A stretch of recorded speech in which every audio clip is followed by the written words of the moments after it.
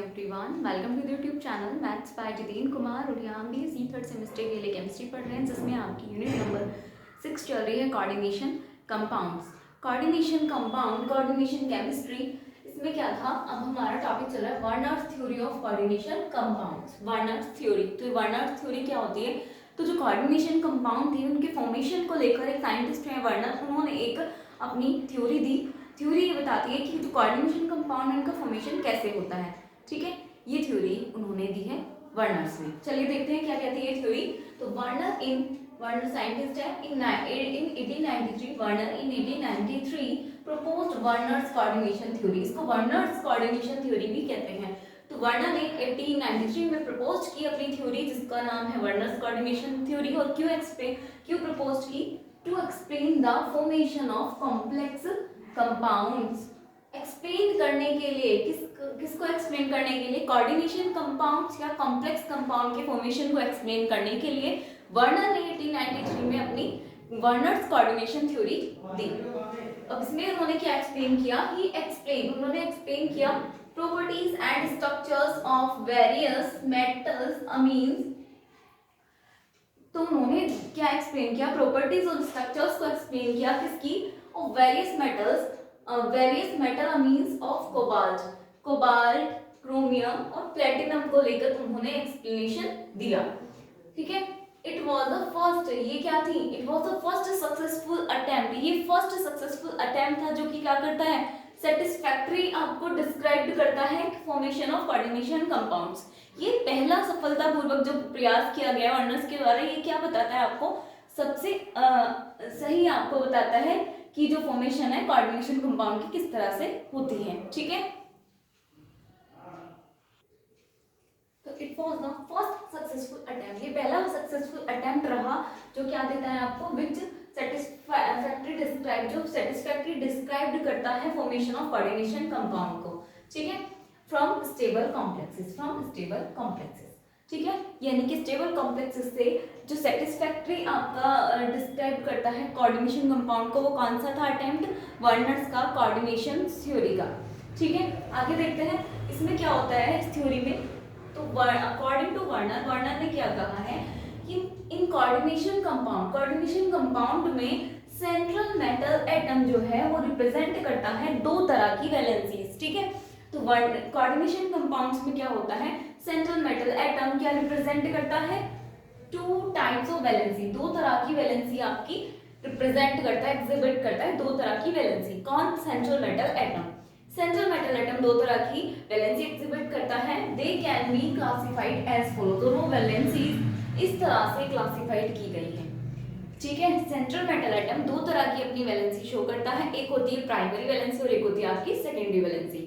ठीक है, तो फर्स्ट है आपकी प्राइमरी वैलेंसी, और जिसको हम कहते हैं आयोनाइजेबल वैलेंसी, प्राइमरी वैलेंसी या आयोनाइजेबल वैलेंसी। और दूसरी होती है आपकी सेकेंडरी वैलेंसी या नॉन आयोनाइजेबल वैलेंसी। तो ये क्या होती है? तो सबसे पहले स्टार्ट करते हैं अपनी प्राइमरी वैलेंसी या आयोनाइजेबल वैलेंसी से। It represents the oxidation state of central metal atom. ये क्या रिप्रेजेंट करती है? यानी कि प्राइमरी वैलेंसी आपकी क्या रिप्रेजेंट करती है? प्राइमरी वैलेंसी रिप्रेजेंट करती है oxidation state of central metal atom. Central metal atom की ऑक्सीडेशन स्टेट को रिप्रेजेंट करती है। And it is satisfied by the, और ये सेटिस्फाइड किसके थ्रू होती है? नेगेटिव आयंस के थ्रू। ठीक है, it represents the oxidation state of central metal atom. ये सेंट्रल मेटल एटम के ऑक्सीडेशन स्टेट को रिप्रेजेंट करती है, और ये सेटिस्फाइड किसके थ्रू होती है? नेगेटिव आयंस के through. And this is also called, और ये और क्या कहलाती है? एक तो कहलाती है प्रिंसिपल वैलेंसी या आयोनिक वैलेंसी। तो इसके चार नाम हो गए, प्राइमरी वैलेंसी हो, आयोनाइजेबल वैलेंसी हो, या प्रिंसिपल वैलेंसी हो, या आयोनिक वैलेंसी हो, चारों एक ही है। और ये क्या होती है? ये शो करती है सेंट्रल मेटल एटम की ऑक्सीडेशन स्टेट। तो अगर आपके पास कोई कंपाउंड्स है, कोऑर्डिनेशन कंपाउंड्स, उसमें आपका सेंट्रल मेटल एटम है, उसकी जितनी भी ऑक्सीडेशन स्टेट होगी वही इसकी प्राइमरी वैलेंसी कहलाएगी। ठीक है, and its attachment to central metal atom, और इसका जो अटैचमेंट होगा, its attachment to the central metal atom is shown by dotted line. अब प्राइमरी वैलेंसी का जो अटैचमेंट होता है किससे? सेंट्रल मेटल एटम से वो डॉटेड लाइन से दिखाते हैं। अभी हम देखेंगे आगे थ्योरी में कि डॉटेड लाइन से शो करेंगे, अभी देखिएगा, ठीक है। अब देखते हैं अपनी सेकेंड टाइप, सेकेंडरी वैलेंसी और नॉन आयनाइजेबल वैलेंसी, ठीक है।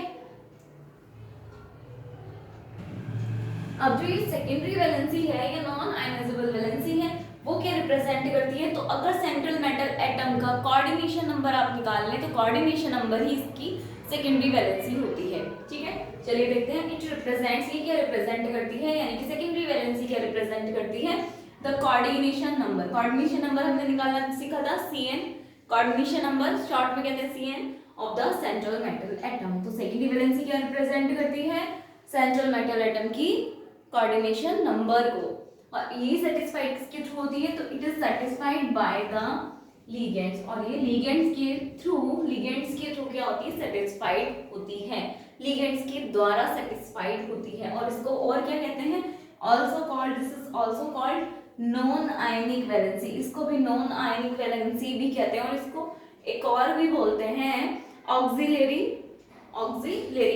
इसको ऑक्सिलरी वैलेंसी भी बोलते हैं, ठीक है। यहाँ पे रह गया है एक, यहाँ मिसिंग था, और एक यहाँ भी ध्यान रखिएगा कि जो सेकेंडरी वैलेंसी है ना वो कोऑर्डिनेशन नंबर को रिप्रेजेंट करती है सेंट्रल मेटल एटम की, ठीक है। और ये जो सेटिस्फाइड होती है ये होती है लिगेंड्स के द्वारा सेटिस्फाइड। अब लिगेंड आपके, एक तो कोऑर्डिनेशन स्फीयर हमने पढ़ा था, कोऑर्डिनेशन स्फीयर के बाहर भी लिगेंड हो सकते हैं और कोऑर्डिनेशन स्फीयर के अंदर भी लिगेंड हो सकते हैं। तो एक यहाँ पर रह गई मिसिंग है कि ligands present in coordination sphere, यहाँ से यहाँ पे जो है यहाँ से लिख लीजिएगा, ठीक है। Ligands present in coordination sphere, यानी कि कोऑर्डिनेशन स्फीयर के अंदर जो लिगेंड प्रेजेंट होंगे उसके ही द्वारा ये सेटिस्फाइड होती है, ठीक है। और इसका जो अटैचमेंट होता है, its attachment to the metal, इसका जो अटैचमेंट होता है मेटल से वो कैसे दिखाया जाता है, डार्क लाइन से, is shown bye dark line, is shown bye, देखो डार्क लाइन, ये तो हमने लिगेंड्स के बाद आपकी लाइन लिखना है या नहीं तो ध्यान रहेगी तो ऐसे ध्यान रख लीजिए, ठीक है। इसके बाद एक एग्जांपल देखेंगे NiCO4, इसमें हम इसको समझेंगे कि प्राइमरी वैलेंसी सेकेंडरी वैलेंसी कैसे निकालेंगे। तो जो NiCO4 है ना, NiCO4 दिख रहा है आपको,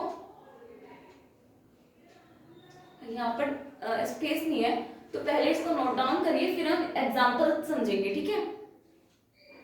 चलिए तो एक बार फिर से देख लीजिए, वार्नर्स ने थ्योरी दी है इसको अपनी कोऑर्डिनेशन कंपाउंड की फॉर्मेशन को लेकर, और ये कहता है कि कोऑर्डिनेशन कंपाउंड में सेंट्रल मेटल एटम दो तरह की आपकी वैलेंसी शो करती है, प्राइमरी और सेकेंडरी। प्राइमरी वैलेंसी क्या होगी, सेंट्रल मेटल एटम की ऑक्सीडेशन ही क्या होगी, प्राइमरी वैलेंसी, और सेंट्रल मेटल एटम का कोऑर्डिनेशन नंबर होगा सेकेंडरी वैलेंसी।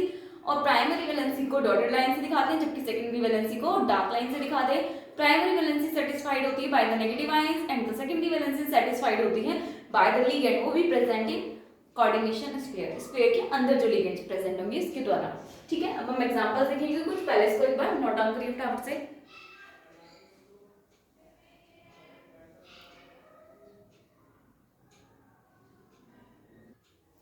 चलिए एग्जांपल देख लेते हैं पहले इसका, एक CO या लिखिए NiCO4 लिखिए, NiCO4 लिखिए, पहले CO वाला भी करते हैं लेकिन पहले ये देख लेते हैं, एक और एग्जांपल लिख लेते हैं, ठीक है। एग्जांपल फर्स्ट और एग्जांपल सेकंड, वो सेकंड लिख लेते हैं CO वाला, ठीक है। CO NH3 का 6Cl3, CO NH3 का 6 और आप लिख लीजिए Cl3, इसमें इन दोनों में देखेंगे प्राइमरी और सेकेंडरी वैलेंसी, ठीक है। इसमें अगर हम देखें प्राइमरी वैलेंसी, तो प्राइमरी वैलेंसी क्या होती है, ऑक्सीडेशन स्टेट, तो प्राइमरी वैलेंसी निकालिए, प्राइमरी वैलेंसी यानी कि ऑक्सीडेशन स्टेट ही होगी, कितनी हो जाएगी ऑक्सीडेशन स्टेट इसकी, ये क्या है, इसकी तो 0 होगी तो इसकी भी 0 हो जाएगी, 0। अगर हम सेकेंडरी स्टेट देखें, ऑक्सीडेशन स्टेट और कोऑर्डिनेशन नंबर दोनों ही निकालना हम सीख चुके हैं, ठीक है। तो इसीलिए अब हमारे लिए प्राइमरी वैलेंसी और सेकेंडरी वैलेंसी निकालना बहुत इजी हो जाता है, क्योंकि प्राइमरी वैलेंसी रिप्रेजेंट करती है ऑक्सीडेशन स्टेट को, वो हम निकालना सीख चुके हैं। सेकेंडरी वैलेंसी रिप्रेजेंट करती है आपके कोऑर्डिनेशन नंबर का वो भी हम निकालना सीख चुके हैं। तो प्राइमरी वैलेंसी क्या है, यानी कि ऑक्सीडेशन नंबर 0 होगी तो 0। सेकेंडरी वैलेंसी यानी कि कोऑर्डिनेशन नंबर बताओ कितना हो जाएगा। ये किससे सेटिस्फाइड होता है, लिगेंड्स के द्वारा, वो भी जो कोऑर्डिनेशन स्फीयर के अंदर प्रेजेंट है। यानी कि लिगेंड कितना है, ये सेंट्रल मेटल एटम है तो ये लिगेंड होगा, तो लिगेंड कितना है 4। सेकेंडरी वैलेंसी कितनी हो गई, 4 हो जाती है। ठीक है, इसी तरह इस वाले एग्जांपल में देखें CO का होल 6, CO का होल 6 Cl3। इसमें अगर हम प्राइमरी वैलेंसी की बात करें यानी कि ऑक्सीडेशन स्टेट की बात करें, ठीक है, प्राइमरी वैलेंसी या ऑक्सीडेशन स्टेट तो कितनी हो जाएगी, इसमें निकालो जरा। इसमें CO की तो निकालते हैं, सेंट्रल मेटल एटम को लेके चलते हैं। ठीक है, इसकी क्या हो जाएगी, आप देखो 0, तो इसकी तो वैल्यू वेरी करेगी।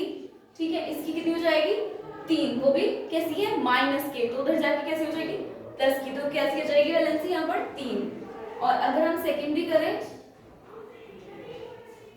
सेकेंडरी वैलेंसी निकालें तो यानी कि कोऑर्डिनेशन नंबर निकाल रहे हैं, सेकेंडरी वैलेंसी का मतलब कोऑर्डिनेशन नंबर क्या निकालेंगे, ये भी लिगेंड है, ये भी लिगेंड है with respect to this central metal atom.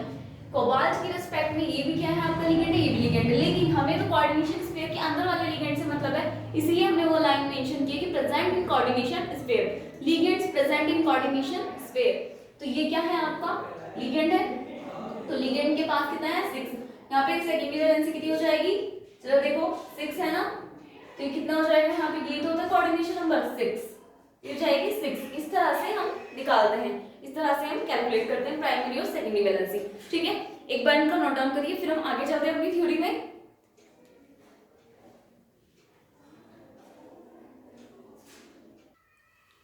चलिए आगे देखते हैं पोस्टुलेट्स थ्योरी की क्या कहती है, वर्नर्स थ्योरी की। तो in complex compounds metal will satisfy its both valencies, so the different atoms or molecules will arrange around central metal atom in different form। वो बोल रहा है कि कॉम्प्लेक्स कंपाउंड में क्या होगा, मेटल क्या होगा सेटिस्फाई करेगी बोथ वैलेंसी। आपने अभी भी देखा सेंट्रल मेटल एटम दो तरह की वैलेंसीज में एग्जिबिट करती है। अब क्या करेगी, सेंट्रल मेटल एटम अपनी दोनों ही वैलेंसी को सेटिस्फाई करेगी। ठीक है, सो द डिफरेंट एटम्स, इसीलिए डिफरेंट एटम्स और molecules will arrange around the central metal atom। अब वो central metal atom अपनी दोनों वैलेंसी को सेटिस्फाइड करने के लिए अपने चारों तरफ क्या करेगी, अलग डिफरेंट एटम्स और मॉलिक्यूल्स को अरेंज करेगी इन डिफरेंट फॉर्म्स, अलग अलग फॉर्म में। ठीक है, अलग अलग जो एटम्स और मॉलिक्यूल्स हैं सेंट्रल मेटल एटम के अराउंड अलग अलग फॉर्म में अरेंज होंगे, डिफरेंट फॉर्म। और अलग जो आपके एटम्स और मॉलिक्यूल हैं सेंट्रल मेटल एटम से डिफरेंट तरह से अरेंज होंगे, तो इसी को तो आइसोमेरिज्म कहते हैं। तो इट इज रिस्पॉन्सिबल, यही रिस्पॉन्सिबल होगा for the isomerism in complex compound. हमने इससे पहले आइसोमेरिज्म देखी है कोऑर्डिनेशन कंपाउंड में, तो वही है कोऑर्डिनेशन कंपाउंड में जो आइसोमेरिज्म होती है उसके लिए रिस्पॉन्सिबल कौन होता है, सेंट्रल मेटल एटम की वैलेंसीज। क्योंकि सेंट्रल मेटल एटम की दो वैलेंसीज होती हैं और वो अपनी दोनों वैलेंसीज को क्या करेगा, सेटिस्फाई करने की कोशिश करेगा। और दोनों वैलेंसी को सेटिस्फाई करने के चक्कर में वो जो डिफरेंट एटम्स और मॉलिक्यूल्स उसके चारों तरफ लगे होंगे उनको अलग अलग फॉर्म में क्या होगा, अपनी तरफ अटैच कराएगा। ठीक है, अटैच करेगा, और इसी वजह से क्या होगा, वहां पे आइसोमेरिज्म क्रिएट हो जाएगी। आइसोमेरिज्म शो करेंगे कोऑर्डिनेशन कंपाउंड्स। तो यही रिस्पॉन्सिबल होगी किसके लिए, for the isomerism in complex compounds या कोऑर्डिनेशन कंपाउंड्स। ठीक है, नेक्स्ट पॉइंट है कि जो रेडिकल्स हैं, द रेडिकल्स या मॉलिक्यूल्स बोल सकते हो आप इन्हें, रेडिकल्स या मॉलिक्यूल्स बोल सकते हो, which are used for primary valencies, जो हम यूज करते हैं प्राइमरी वैलेंसीज के लिए, मेटल की प्राइमरी वैलेंसीज के लिए, are weakly bonded to the central metal atoms. अब जो मॉलिक्यूल्स हैं या रेडिकल्स जो हम यूज करेंगे किसके लिए, सेंट्रल मेटल एटम की प्राइमरी वैलेंसी के लिए। ठीक है, तो वो कैसे जुड़े होते हैं सेंट्रल मेटल एटम से, वीक बॉन्ड के थ्रू, वीकली बॉन्डेड होते हैं वो to the central metal atom. और जब वीकली बॉन्ड होंगे तो जब आप क्या करोगे, उनको आयनाइज्ड करने की कोशिश करोगे तो वो क्या होंगे, जल्दी आयनाइज्ड हो जाएंगे।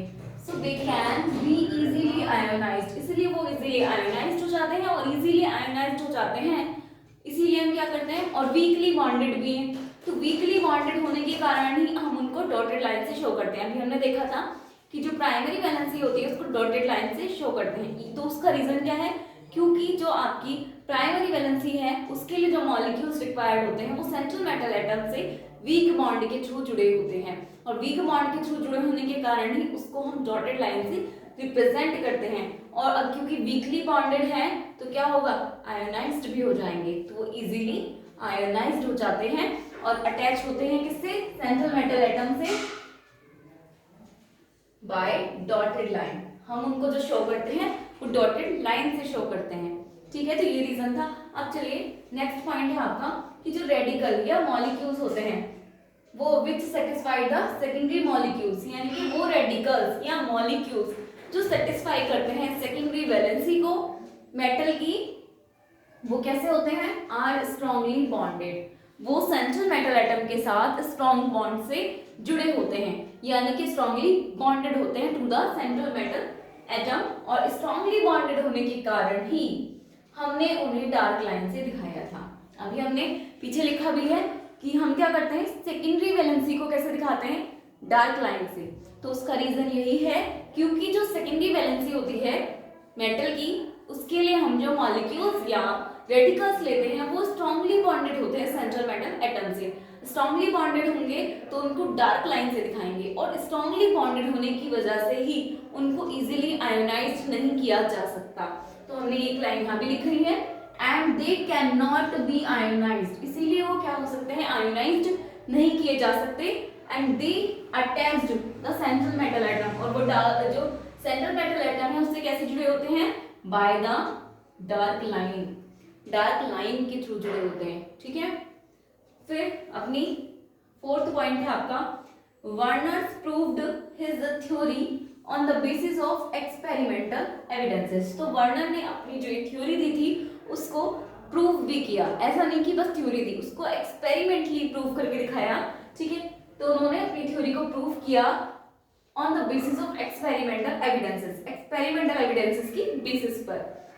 उन्होंने यूज किया डिफरेंट टाइप्स ऑफ कॉम्प्लेक्सेस, उन्होंने अलग अलग कॉम्प्लेक्सेस यूज किए, किसके कॉम्प्लेक्स, कोबाल्ट के, प्लेटिनम के। ठीक है, उन्होंने different types of complexes use किए, किसके कॉम्प्लेक्स, कोबाल्ट, प्लेटिनम, इस तरह इनके जो थे अलग अलग कॉम्प्लेक्सेस यूज किए for the verification of his theory, उनकी थ्योरी के वेरिफिकेशन के लिए। ठीक है, तो ये थी आपकी वर्नर्स थ्योरी, जो कि क्या कहती है, कुछ नहीं कहती, वो वर्नर्स ने 1893 में अपनी एक थ्योरी दी, और थ्योरी भी किस चीज को लेकर दी, कोऑर्डिनेशन कंपाउंड की फॉर्मेशन कैसे होती है, कोऑर्डिनेशन कंपाउंड की फॉर्मेशन को लेकर दी। और उन्होंने जो अपने कोबाल्ट और प्लेटिनम के जो कंपाउंड थे उन पर एक्सपेरिमेंट करके दिखाया, प्रूव भी किया अपनी थ्योरी को। तो उनकी थ्योरी में बस यही कहा गया है कि जो सेंट्रल मेटल एटम है वो दो तरह की वैलेंसी एग्जिबिट करती है, प्राइमरी सेकेंडरी। ठीक है, प्राइमरी वैलेंसी ऑक्सीडेशन स्टेट ही है, और जो सेकेंडरी वैलेंसी वो कोऑर्डिनेशन नंबर ही है।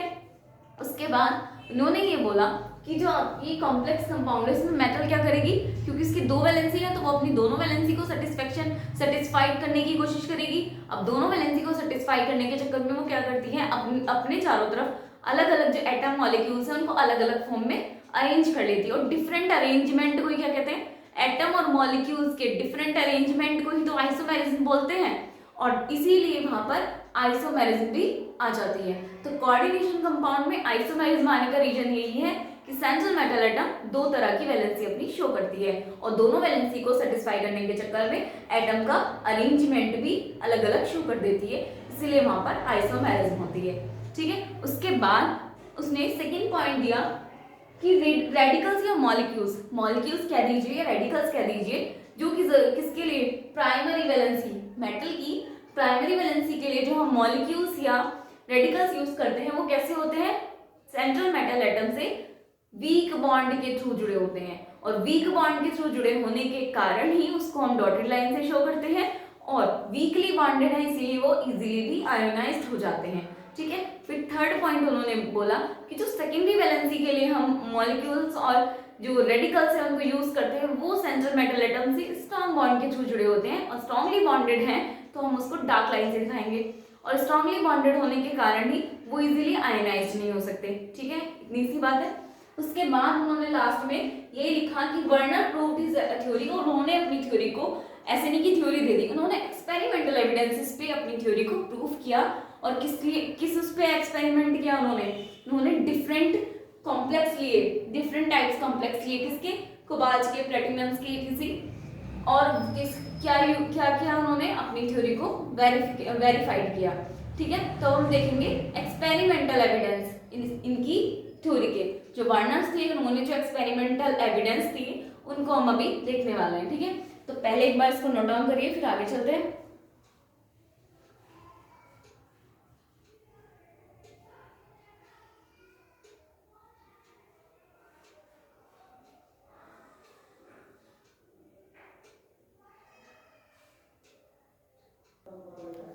चलिए आगे देखते हैं experimental verification in cobalt complexes. तो जो वार्नर्स ने एक्सपेरिमेंटल एविडेंसेस दिए थे उसमें उन्होंने कोबाल्ट कॉम्प्लेक्सेस में जो एविडेंस करके एक्सपेरिमेंट किया वो हम देखते हैं। तो फर्स्ट आपका है COCl3 × 6NH3। ये एक कंपाउंड है COCl3 × 6NH3। COCl3 × 6NH3 ये कंपाउंड है। ठीक है, अभी तक ये हमें नहीं पता कि कोऑर्डिनेशन कंपाउंड है, हमने भी ऐसे लिखा हुआ है। ठीक है, और कोऑर्डिनेशन कंपाउंड है ये तो हमें देखना ही है, लेकिन ये नहीं पता हमें कि प्राइमरी वैलेंसी कौन है, सेकेंडरी वैलेंसी कौन है। ठीक है, यानी कि कौन कोऑर्डिनेशन स्फीयर के अंदर आएगा और कौन बाहर आएगा, ये हमें नहीं पता है। अभी हम इस पे एक्सपेरिमेंट कर रहे हैं। ठीक है, तो क्या हुआ, it is a crystalline yellow colour, ये आपको येलो ऑरेंज कंपाउंड, ये जो आपका है COCl3 × 6NH3 ये आपका क्रिस्टलाइन येलो ऑरेंज कंपाउंड है। व्हेन इट रिएक्ट्स, और जब ये रिएक्ट करता है किससे, विद AgNO3 सॉल्यूशन से, जब ये AgNO3 सॉल्यूशन के साथ सिल्वर नाइट्रेट के साथ क्या करता है, रिएक्शन करता है, रिएक्ट करता है, तो ये क्या देता है आपको 3 मोल ऑफ AgCl देता है। कैसे देगा, ये जो Cl है ये वाले 3 मोल ऑफ AgCl देगा, यहाँ से यहाँ क्या हो जाएगा, ऐसे निकल जाएंगे। ठीक है, ये वाले, ये Cl इसके पास है ना, और यहाँ पे Ag, तो 3 मोल देगा किसके, AgCl के। ठीक है, सिल्वर क्लोराइड के 3 मोल देता है। जब ये किससे रिएक्शन करता है, अमोनियम नाइट्रेट सॉल्यूशन से रिएक्शन करता है, तो ये 3 मोल ऑफ AgCl देता है silver chloride in form of white precipitate, white precipitate की फॉर्म में। अब यहाँ से कंक्लूजन क्या निकला, हमने इस कंपाउंड की रिएक्शन करा दी AgNO3 सॉल्यूशन से, उसने दे दिया आपको सिल्वर क्लोराइड, वो भी कैसे, व्हाइट प्रेसिपिटेट की फॉर्म में। इसका मतलब ये है, it means that all 3 chlorine atoms, जितने भी आपके इसमें 3 क्लोरीन एटम हैं, वो क्या होंगे यार, रिप्लेसेबल, यानी कि रिप्लेस हो सकते हैं। देखो जैसे इसको COCl3 सॉल्यूशन, वो सॉरी AgNO3 सॉल्यूशन मिल गया, फटाफट से क्या हुआ, क्लोरीन रिप्लेस कर गया, Ag के साथ चला गया। यानी कि हमें कंक्लूजन ये मिल गया, जैसे हमें AgCl मिला वैसे ही हमें ये पता चल गया कि Cl जो एटम है, 3 Cl एटम, वो तीनों ही रिप्लेसेबल हैं। ठीक है, रिप्लेसेबल है and they represent the ionisable part. अब रिप्लेस कर रहे हैं यानी कि आयनाइज्ड हो रहे हैं, तो ये कैसे पार्ट है, आयनाइज्ड पार्ट है कॉम्प्लेक्स का। और जब आयनाइजेबल पार्ट है तो ये कौन सी वैलेंसी बन गई, प्राइमरी वैलेंसी। यानी कि यहाँ से पता चल गया कि जो Cl है वो कैसी वैलेंसी हो गई, प्राइमरी वैलेंसी। ये सब कैसे पता चला, क्योंकि जैसे हमने इसमें क्या डाला, AgNO3 डाला, तो ये इसने सिल्वर क्लोराइड की प्रेसिपिटेट बना लिया। सिल्वर क्लोराइड का प्रेसिपिटेट बना लिया, इसका मतलब कि जो क्लोरीन एटम है वो रिप्लेसेबल है, क्योंकि इजीली रिप्लेस कर गया। और रिप्लेसेबल है यानी कि आयनाइजेबल है, और इजीली आयनाइजेबल जो होगा कॉम्प्लेक्स का पार्ट, वो तो प्राइमरी वैलेंसी कहलाता है। अभी हमने देखा प्राइमरी वैलेंसी या आयनाइजेबल वैलेंसी कहलाता है। ठीक है, अब इसी कंपाउंड को हमने दोबारा ट्रीट किया किसके साथ, कंसंट्रेटेड H2SO4 के साथ। तो यहाँ लिखा है when it has been treated, जब ये ट्रीट किया गया विद कंसंट्रेटेड H2SO4, जब ये कंसंट्रेटेड H2SO4 के साथ ट्रीट किया गया, तो इसने क्या दिया, इट गिव्स नो प्रेसिपिटेट, इसने कोई प्रेसिपिटेट ही नहीं दिया। H2SO4 के साथ जब हमने इस कंपाउंड को फिर से डाला तो इसने कोई प्रेसिपिटेट ही नहीं दिया। ठीक है, किसका, no precipitate for of ammonium sulphate. Ammonium sulphate का क्या किया, कोई प्रेसिपिटेट नहीं दिया।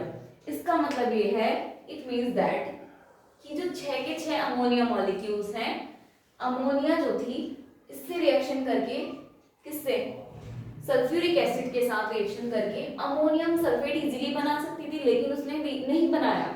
ठीक है, तो इसका कंक्लूजन ये है कि जो 6 अमोनियम मॉलिक्यूल्स हैं वो स्ट्रांगली बॉन्डेड है कोबाल्ट के साथ, यानी कि इजीली रिप्लेसेबल नहीं है, यानी कि नॉन आयनाइजेबल है।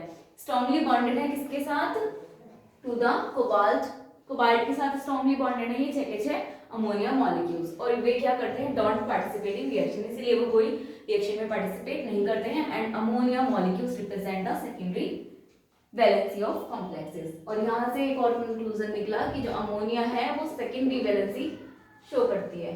ठीक है, दो चीजें पता चल गई, प्राइमरी वैलेंसी और सेकेंडरी वैलेंसी। क्लोरीन है प्राइमरी वैलेंसी और जो आपकी अमोनिया है वो सेकेंडरी वैलेंसी शो करती है कंपाउंड कॉम्प्लेक्स की। ठीक है, अब on the basis of above experiment, ये एक्सपेरिमेंट के बेसिस पर इट हैज बीन प्रूव्ड, ये प्रूव किया गया that given complex should be written as. अब जो ये ऊपर एक्सपेरिमेंट किया गया उसके बेस पर ये प्रूव किया गया कि जो आपका ये कॉम्प्लेक्स है COCl3 into 6NH3 उसको कैसे लिखा जाना चाहिए, इसको करेक्ट ऑर्डर में कैसे लिखा जाना चाहिए। तो हमने लिख के दिखाया उसको कि इस ऑर्डर में लिखा जाना चाहिए। CONH3 का 6 into Cl3 को हमने बाहर रखा क्योंकि ये क्या है आपकी प्राइमरी वैलेंसी, और NH3 को ऐसे 6 करके अंदर लिखा, होल 6 हो गया, 6 NH क्या तो ब्रैकेट लग जाएगा इस तरह से। तो करेक्ट आपका ये लिखा मिलता है। तो अब जो आप देखते हो वो ये लिखा हुआ देखते हो। तो हमने कर दी ना अपनी फॉर्मेशन किसकी, कोऑर्डिनेशन कंपाउंड की। ठीक है, अब देखते हैं इसकी geometry. Its geometry can be represent as follows. इसकी जो ज्योमेट्री है वो कैसे दिखाई जा सकती है, तो ज्योमेट्री देख लेते हैं। ठीक है, देखो जो CO है, CO तो बीच में रहेगा, उसके चार तरफ एक तो NH3 है, उसके 6 मॉलिक्यूल है और एक आपका क्लोरीन है। अब आपको याद होगा कि प्राइमरी वैलेंसी क्या होती है, वीकली बॉन्डेड है, इजीली ट्रेस हो गया ना, तो इसको हम डॉटेड लाइन से दिखाएंगे। जबकि सेकेंडरी वैलेंसी क्या है, स्ट्रांगली बॉन्डेड है, यानी कि इसको डार्क लाइन से दिखाएंगे। तो वही आपका अमोनिया क्या है, सेकेंडरी वैलेंसी, इसको डार्क लाइन से दिखा दिया, 6 बना दिए, 1 2 3 4 5 6, जो 6 ये डार्क लाइन है वो अमोनिया की है और जो डॉटेड लाइन है वो क्लोरीन की है। ये आपकी सिमेट्री हो गई। ठीक है, चलिए एक बार इसको नोट डाउन करिए, फिर अपना दूसरा भी देखते हैं। एक दूसरा मॉलिक्यूल का एग्जांपल ले लेते हैं, सॉरी दूसरे कंपाउंड्स का एग्जांपल ले लेते हैं। ठीक है,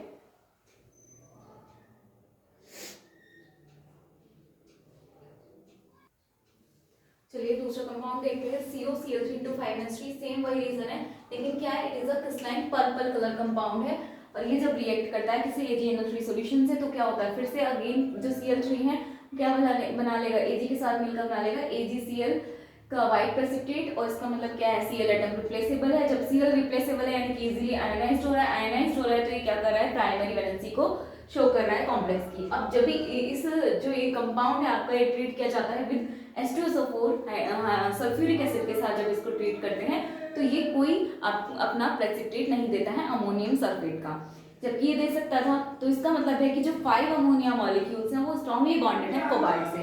ठीक है, कोबाल्ट से स्ट्रांगली बॉन्डेड है यानी कि रिएक्शन में पार्टिसिपेट नहीं करेंगे और इजीली आयोनाइज्ड भी नहीं होंगे। तो हम कह सकते हैं कि जो अमोनिया मॉलिक्यूल है इस कंपाउंड में, इस कॉम्प्लेक्स में, वो क्या रिप्रेजेंट करता है, सेकेंडरी वैलेंसी रिप्रेजेंट करता है। और आपको पता है प्राइमरी वैलेंसी को किससे दिखाते हैं, डॉटेड लाइन से, और सेकेंडरी वैलेंसी को सेकेंडरी वैलेंसी को डार्क लाइन से। अब ये जो एक्सपेरिमेंट किया, इस एक्सपेरिमेंट के बेसिस पे जो आपका कॉम्प्लेक्स है वो इस तरह ना लिख के इस तरह लिखा जाएगा, किस तरह, CONH3 का 5, Cl आ गया आपका बाहर, प्राइमरी वैलेंसी आ गई बाहर। अब इसकी ज्योमेट्री वो किस तरह से रिप्रेजेंट की जा सकती है, इस तरह से। CO है, CO के चारों तरफ 5 तो लगा दो NH3, वो भी डार्क लाइन से, क्योंकि जो NH3 है वो सेकेंडरी वैलेंसी शो कर रही है तो डार्क लाइन से। जबकि जो 3 Cl एटम है वो लगा दो आप डॉटेड लाइन से, क्योंकि वो प्राइमरी वैलेंसी को शो कर रहे हैं, क्योंकि वो इजीली आयनाइज्ड हो रहे हैं। ठीक है, बस यही इसका रीजन था। पहले एक बार इसको नोट डाउन करिए।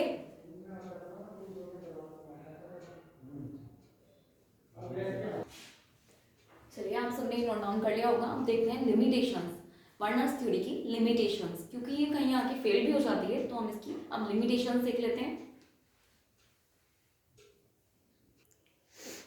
चलिए आगे देखते हैं लिमिटेशंस, वर्नर्स थ्योरी कहाँ जाके फेल हुई। ठीक है, तो पॉइंट नंबर 1 है, it fails to explain the magnetic, optical and colour properties shown by coordination compound. तो कोऑर्डिनेशन कंपाउंड के द्वारा जो मैग्नेटिक और ऑप्टिकल और कलर्ड जो प्रॉपर्टी शो की जाती है उसको एक्सप्लेन करने में ये फेल हो जाती है। ठीक है, और ये कहाँ फेल हो जाती है, फेल्स टू एक्सप्लेन, ये reason why all elements do not form coordination compound. और ये भी एक्सप्लेन नहीं कर पाती है कि क्यों सभी एलिमेंट्स कोऑर्डिनेशन कंपाउंड का फॉर्मेशन नहीं करते हैं, कोऑर्डिनेशन कंपाउंड नहीं बनाते हैं। ठीक है, और इट फेल्स टू एक्सप्लेन, ये फेल हो जाती है to explain the directional properties of bond, ये बॉन्ड की डायरेक्शनल प्रॉपर्टीज को भी एक्सप्लेन नहीं कर पाई कोऑर्डिनेशन कंपाउंड की। कोऑर्डिनेशन कंपाउंड से बॉन्ड की डायरेक्शन क्या होनी चाहिए। ठीक है, इट फेल्स टू एक्सप्लेन, ये फेल हो गई to explain the stability of complex, ये कॉम्प्लेक्स कंपाउंड की स्टेबिलिटी भी नहीं बता पाई। ठीक है। और ये क्या नहीं बता पाई, fails to explain the nature of the complexes, complex का नेचर भी नहीं एक्सप्लेन कर पाई। And it fails to explain the effect of ligand on central metal atom, और सेंट्रल मेटल एटम पर लिगेंड का इफेक्ट भी एक्सप्लेन नहीं कर पाई। और it fails to explain the different geometry of the complexes, और कॉम्प्लेक्स की डिफरेंट ज्योमेट्री को भी एक्सप्लेन नहीं कर पाई। And it is based on, और ये क्या है, it is based on experimental facts, सिर्फ एक्सपेरिमेंटल फैक्ट्स पर बेस्ड थी, लेकिन इसमें कोई थ्योरेटिकल एविडेंस था ही नहीं। ठीक है, तो यही है कि एक तो मैग्नेटिक, ऑप्टिकल और जो आपकी कलर प्रॉपर्टीज हैं वो एक्सप्लेन नहीं कर पाई ठीक तरह से, और सभी एलिमेंट्स कोऑर्डिनेशन कंपाउंड की फॉर्मेशन क्यों नहीं करते ये भी एक्सप्लेन नहीं कर पाई। और ये जो बॉन्ड की जो डायरेक्शन होती है कोऑर्डिनेशन कंपाउंड्स में, इसको भी एक्सप्लेन नहीं कर पाई। और कॉम्प्लेक्स की स्टेबिलिटी नहीं बता पाई, कॉम्प्लेक्स का नेचर नहीं बता पाई, और लिगेंड का सेंट्रल मेटल एटम पर इफेक्ट भी एक्सप्लेन नहीं कर पाई, और कॉम्प्लेक्स की डिफरेंट ज्योमेट्री भी शो नहीं, एक्सप्लेन नहीं कर पाए। और ये एक्सपेरिमेंटल फैक्ट पर तो थी बेस्ड, लेकिन उसके साथ कोई थ्योरेटिकल एविडेंस भी नहीं दिया। ठीक है, चलिए ये थी आपकी लिमिटेशंस वर्नर थ्योरी की, और यहाँ पर वर्नर थ्योरी खत्म होती है। वर्नर थ्योरी के साथ ही ये यूनिट आपकी 6 खत्म होती है। अब चलेगी आपकी यूनिट नंबर 7। ठीक है, तो अभी पहले इसको नोट डाउन करिए, और आज की क्लास के लिए thank you and keep learning.